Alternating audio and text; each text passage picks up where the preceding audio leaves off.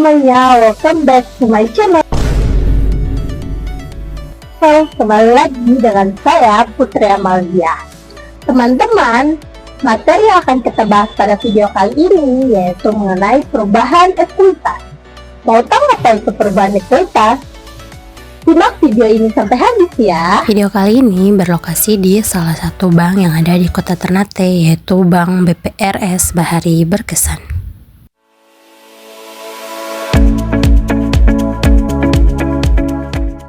Ekuitas adalah bagian dari aset perusahaan yang dimiliki oleh pemilik atau pemegang saham setelah dikurangi dengan total kewajiban perusahaan.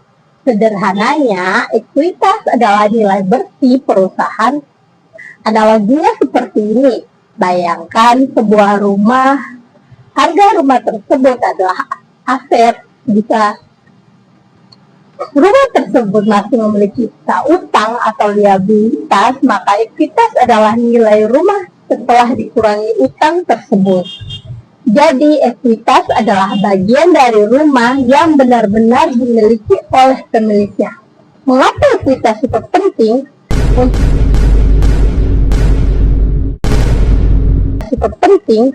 Untuk kesehatan keuangan, ekuitas mencerminkan seberapa sehat kondisi keuangan suatu perusahaan.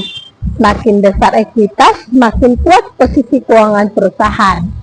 Kekuatan investasi. Investor sering menggunakan ekuitas sebagai salah satu indikator untuk menilai potensi investasi pada suatu perusahaan. Mengambil keputusan. Manajemen perusahaan juga menggunakan informasi tentang ekuitas untuk membuat keputusan strategis seperti ekspansi bisnis atau pembayaran dividen. Komponen utama ekuitas yaitu modal saham, uang yang diperoleh perusahaan dari penjualan saham. Laba ditahan, bagian dari laba bersih yang tidak dibagi sebagai dividen, tetapi ditahan untuk investasi atau pengembangan perusahaan. Cadangan, akun yang digunakan untuk mencatat berbagai jenis laba atau rugi yang tidak langsung mempengaruhi laba ditahan. Contoh perubahan ekuitas. Laba bersih meningkat. Jika perusahaan menghasilkan laba bersih, maka ekuitas akan meningkat. Dividen dibayarkan. Pembayaran dividen akan mengurangi ekuitas karena sebagian dari laba bersih dibagi kepada pemegang saham. Setoran modal baru. Jika pemilik menyertakan modal tambahan ke dalam perusahaan, maka ekuitas akan meningkat. Laporan perubahan ekuitas. Laporan ini mencatat semua perubahan yang terjadi pada ekuitas selama periode tertentu. Dengan memahami laporan ini, kita dapat melihat bagaimana ekuitas perusahaan berubah faktor waktu ke waktu dan faktor apa yang menyebabkan perubahan tersebut. Mengapa penting memahami ekuitas? Pemahaman ekuitas sangat penting bagi siapa saja yang tertarik dengan dunia bisnis dan investasi. Dengan memahami ekuitas, Anda dapat menghasilkan kinerja perusahaan. Anda dapat menilai kinerja keuangan suatu perusahaan dengan melihat perubahan ekuitas dari waktu ke waktu. Membuat keputusan investasi. Anda dapat membuat keputusan investasi yang lebih baik dengan mempertimbangkan ekuitas sebagai salah satu faktor penting. Inti dari kepemilikan perusahaan seperti yang sudah kita bahas, ekuitas adalah bagian dari aset perusahaan yang dimiliki oleh pemilik atau pemegang saham. Ini adalah nilai bersih perusahaan setelah semua kewajiban dilunasi. Kesehatan keuangan ekuitas yang tinggi menunjukkan bahwa perusahaan memiliki banyak aset yang dimiliki sendiri dan tidak terlalu bergantung pada utang ini. Ini adalah tanda kesehatan keuangan yang baik. Nilai perusahaan ekuitas sering digunakan sebagai salah satu indikator yang nilai perusahaan semakin tinggi ekuitas, umumnya semakin tinggi pula nilai perusahaan di mata investor. Perlindungan bagi kreditur. Ekuitas bertindak sebagai bantalan bagi kreditur. Jika perusahaan mengalami kesulitan keuangan, ekuitas dapat digunakan untuk melunasi utang sebelum aset lainnya dijual. Komponen utama ekuitas yaitu modal saham. Ini adalah modal awal yang dimasukkan oleh pemilik saat mendirikan perusahaan. Laba ditahan, bagian dari laba bersih yang tidak dibagikan sebagai dividen, tetapi ditahan untuk membiayai investasi atau proyek perusahaan di masa depan. Cadangan. Akun ini digunakan untuk mencatat berbagai jenis laba atau rugi yang tidak langsung mempengaruhi laba ditahan seperti cadangan revaluasi aset atau cadangan kerugian piutang. Mengapa ekuitas berubah? Nah, ekuitas dapat berubah karena beberapa faktor, antara lain laba bersih. Ketika perusahaan menghasilkan laba bersih, ekuitas akan meningkat.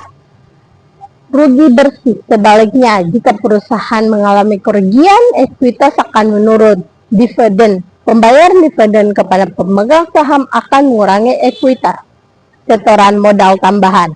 Jika pemilik menyetorkan modal tambahan ke dalam perusahaan, ekuitas akan meningkat. Penarikan modal. Jika pemilik menarik modal dari perusahaan, ekuitas akan menurun. Laporan perubahan ekuitas.